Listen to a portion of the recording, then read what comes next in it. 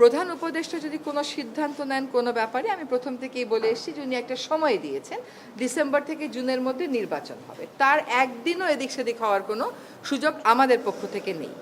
কাজে এগুলো নিয়ে অন্য ধরনের কোনো কথা বলারও কোনো সুযোগ হওয়া উচিত ছিল না, কারণ বারবারই বলা হচ্ছে যে একটা সময়সীমা দিয়ে দেওয়া হয়েছে।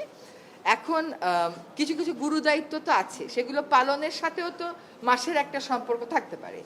তো উনার যদি কোনো কিছু বলার থাকে, আমি নির্বাচনের প্রশ্নেও বলেছি, দায়িত্ব পালনের প্রশ্নেও বলেছি, ওটা আপনারা উনার থেকেই শুনবেন।